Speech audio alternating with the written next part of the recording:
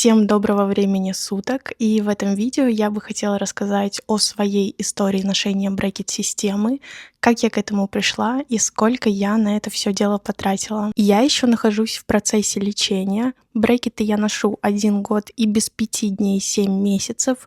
Через неделю мне эти брекеты снимают.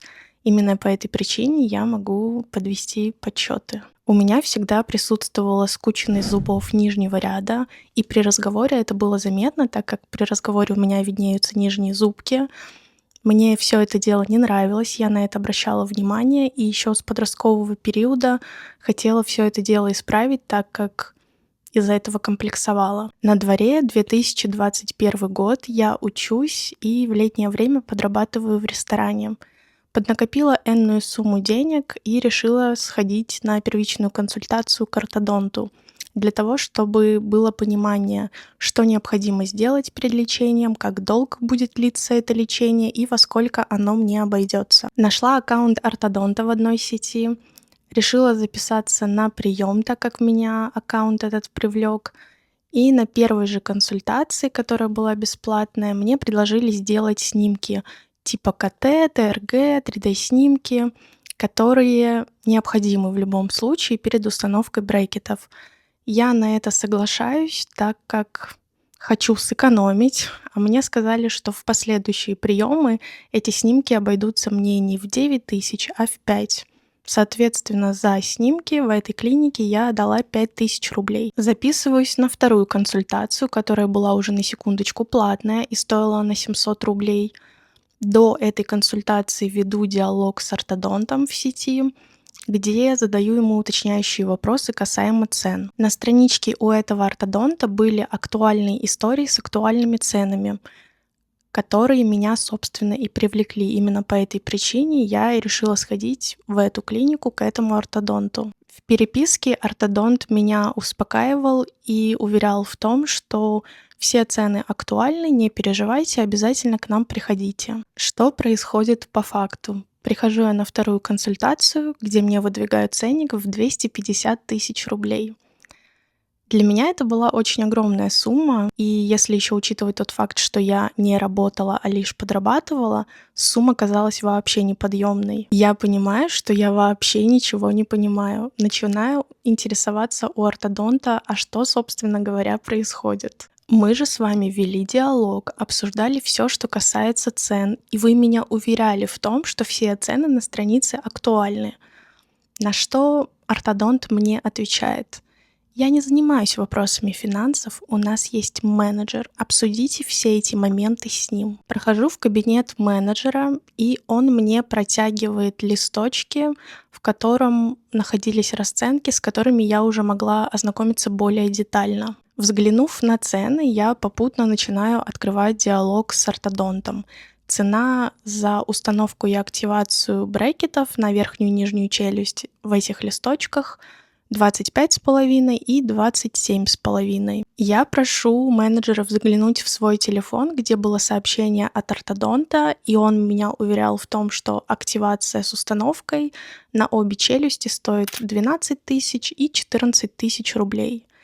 Я в непонимании спрашиваю у менеджера, а почему цены разнятся? На что менеджер начинает мне заливать, что цена и правда была такой на момент переписки с ортодонтом, но сейчас, в день вашего приема, эта акция недействительна. В силу своего возраста и неопытности мне не хватило смелости просто взять и уйти, поэтому наш диалог продолжился. Конечно же, я поинтересовалась, почему ортодонт давал мне заведомо ложную информацию, почему я общалась с ортодонтом, а не с менеджером, если он занимается всеми этими вопросами. Но ответа я так и не получила. Одно важное уточнение: в эту сумму, в 250 тысяч рублей, входило также удаление всех зубов мудрости. Но дело в том, что у меня никто не поинтересовался, хочу ли я удалять зубы мудрости у них. То есть они, не спросив меня, вписали в наш договор, принуждая меня, скажем так, удалять зубы мудрости у них. Я дала понять менеджеру, что их клиника мне не подходит, так как у меня нет этих денег. На что менеджер начал мне предлагать взять рассрочку или кредит. Камон, я учусь, У меня нет официальной работы, я лишь подрабатываю в летнее время. Какой адекватный банк даст мне кредит или рассрочку? Подумала я и сказала, что мне эти варианты не подходят. Конечно же, я расстроилась, так как вторая консультация была уже платная, и в переписке мне дали надежду на то, что мое желание может воплотиться в жизнь, а все получилось так, как получилось. Я не знаю, работает ли там этот ортодонт до сих пор, работает ли там этот менеджер. Но что касается менеджера, к нему у меня нет вообще никаких вопросов. Он лишь ведет подсчеты, а все цены, за всякие услуги, их уже устанавливает руководство. Поэтому название клиники я не буду говорить, так как, возможно, там уже все поменялось. Может быть, ее вообще уже не существует. Проходит ровно 2 года, и на протяжении всех этих 2 лет я слежу уже за другой клиникой, также в сети, в которой я сейчас, собственно, и прохожу ортодонтическое лечение. В 2023 году я пишу им о том, что хотела бы записаться на консультацию. Я уже к тому времени окончила университет, официально работала, и в это время меня можно было бы развести на кредит или на рассрочку. И я поднакопила энную сумму денег и понимала, что если буду оплачивать частями, то в целом я смогу осилить сумму там в 200-250 тысяч. Прихожу на бесплатную консультацию в свою клинику, где мне объясняют, что нужно опять сделать все необходимые снимки, так как за 2 года могло что-то измениться, произойти смещение зубов, мог измениться наклон, поэтому то, что я делала в 2021 году, уже не актуально. Меня направляют в клинику, которая занимается всеми вот этими снимками и с которыми сотрудничает клиника, в которой я прохожу ортодонтическое лечение. За снимки я даю 6000 рублей в 2023 году. В 2021 в первой клинике со скидкой я дала 5000. После того, как все снимки были готовы, я прихожу на повторную консультацию, где мне объясняют и рассказывают, как будет проходить мое дальнейшее лечение. На этой консультации мне выдают очень интересную информацию о том, что мне придется удалять все зубы мудрости, которых у меня на секундочку 5. Я расстроилась, так как понимала, что это будет очень неприятный процесс, очень длительный процесс, и надеялась, что меня это, конечно же, все обойдет стороной. Насколько бы мне не было тяжело морально принимать этот факт, ничего не оставалось. Если я хочу красивую улыбку, если я хочу, чтобы у меня были ровненькие зубки, мне пришлось просто с этим смириться. Дело в том, что все мои зубы мудрости находились под десной, и лишь один прорезался. Так как у меня крупные зубы и маленькая челюсть, когда мои зубы стали бы ставить в правильное положение, им бы просто не хватило места, так как зубы мудрости занимали какую-то часть челюсти. Именно по этой причине мне сказали, что удаление необходимо. У всех это все индивидуально, и не всем удаляют зубы мудрости. Но конкретно в моем случае это было неизбежно. И я хотела сделать это все как можно быстрее и забыть как страшный сон, поэтому взяла отпуск и отправилась на свое первое удаление. Перед всем этим делом, конечно же, я начала мониторить, во сколько мне обойдется одно удаление зубомудрости в частной клинике. Конкретно в моей ситуации и в городе Санкт-Петербург ценник разнился от 11 до 15 тысяч за один зуб. Я поняла, что мне этот вариант не подходит, так как на частную клинику я еще не накопила. И я принимаю решение сходить в обычную государственную стоматологию. У меня было полное непонимание того, что меня вообще ждет в государственной стоматологии, так как я начиталась много отзывов негативных, наслушалась не очень приятных историй. Единственное, что меня успокаивало, это то, что, как правило, врачи, стоматологи, хирурги работают параллельно в государственной стоматологии и в частной. По сути, это та же самая услуга, тот же самый врач, но цены отличаются. В ноябре 2023 года у меня был запланирован отпуск. Мы ездили в Сочи. Я решила совместить приятное с полезным, поэтому первый свой зуб мудрости я удаляла в Сочи в государственной стоматологии. Мне попалась женщина-хирург, это очень важное уточнение, потому что ей не хватало сил для того, чтобы вырвать зуб, и она его очень долго расшатывала. То есть сам процесс вырывания этого зуба, он длился очень мало, но процесс расшатывания длился, мне кажется, около получаса. И уже в момент расшатывания у меня стал появляться отек. То есть из поликлиники я вышла с отеком. По времени мне казалось, это длилось просто вечность. Но мне потом объяснили, что это было связано, скорее всего, с моими закрученными корнями. То есть, если что, ситуация, опять-таки, у всех индивидуальная. У кого-то этот процесс проходит максимально быстро, а у кого-то он длится чуть-чуть больше. На следующий день моя щека раздулась просто до огроменных размеров, и отек рос на протяжении нескольких дней. Спустя 3 дня он пошел на спад. Спустя 2 недели отпуск подошел к концу. Мне нужно было выходить на работу, а отек у меня все так же не спал. Ко всему этому у меня еще появилась гематома на полщеки и на какой-то части шеи, что тоже как бы не вызывало хороших положительных эмоций. В итоге отек у меня продержался месяц, то есть спустя месяц он прям спал с концами. И было это уже в 20-х числах декабря. Конечно же, после такой психологической травмы желания идти на второе удаление у меня вот вообще не было.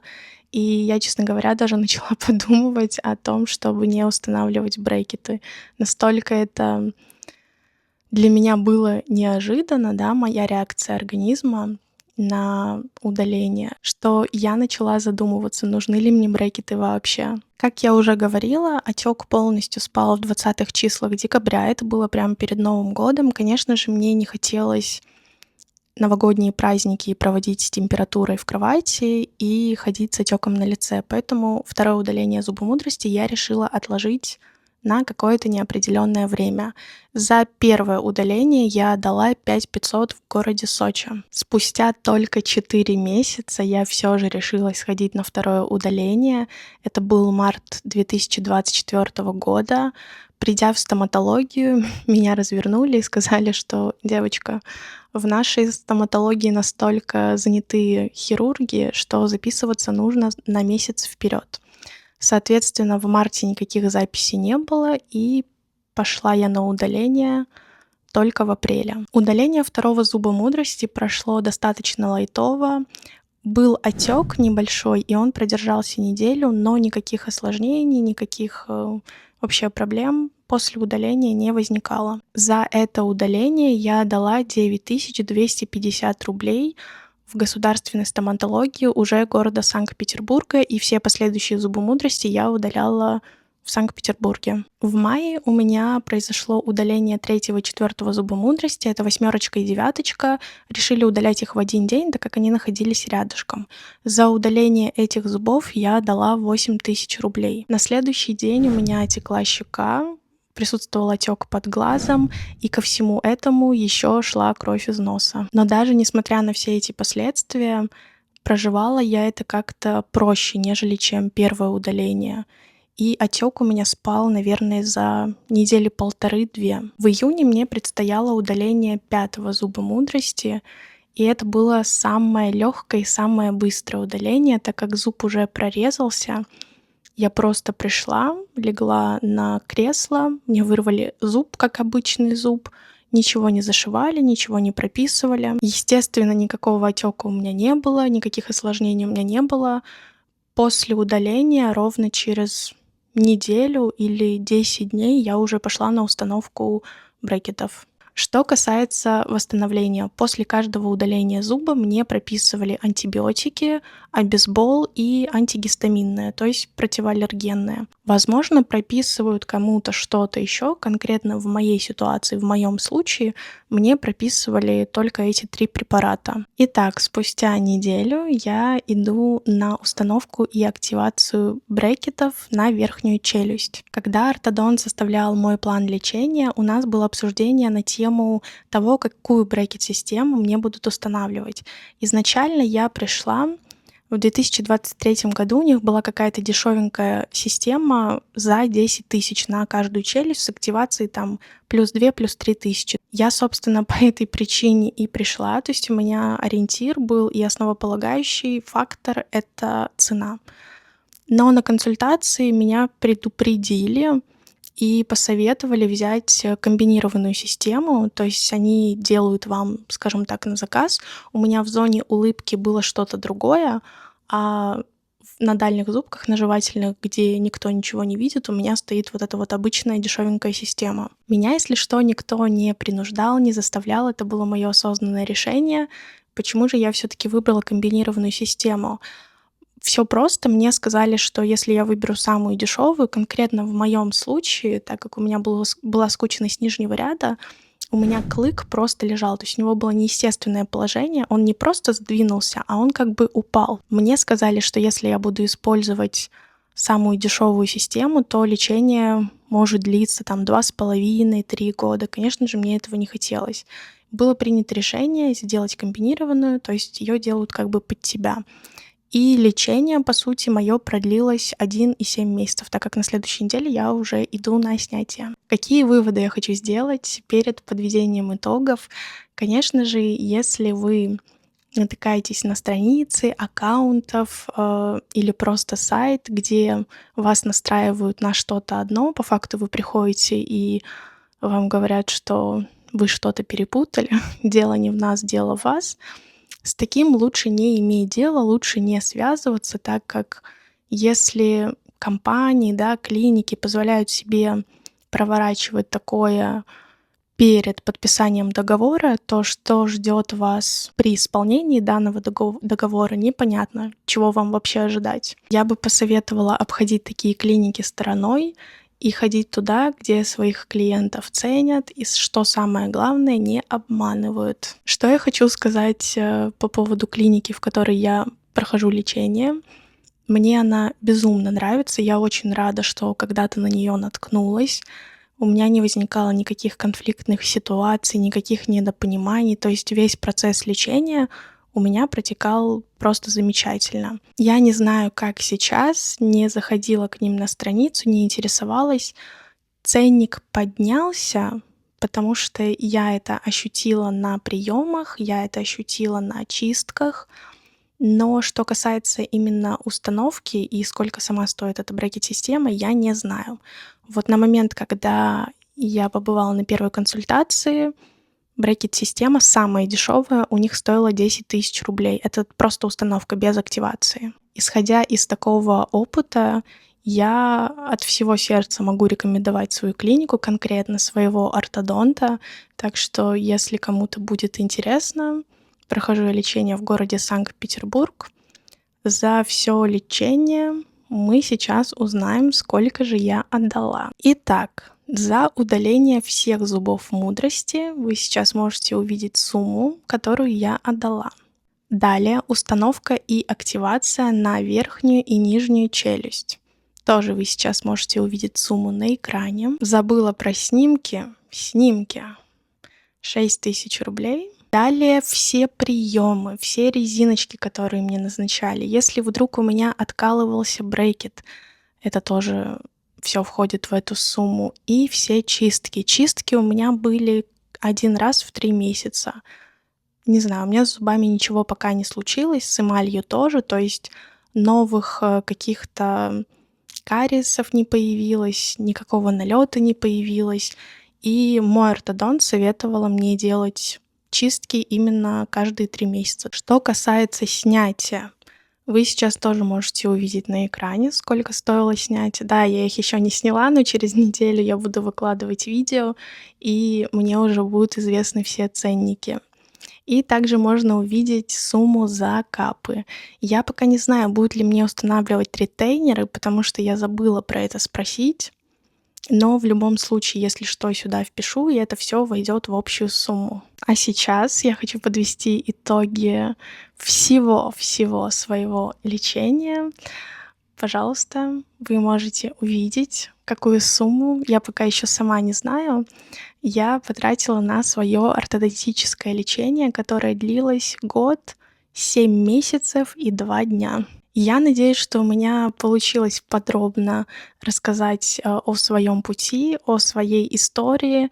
Если у вас будут какие-то вопросы, вы обязательно можете писать комментарии, я с удовольствием на все отвечу. Спасибо всем за просмотр, и увидимся мы с вами уже в следующих роликах. Всем пока!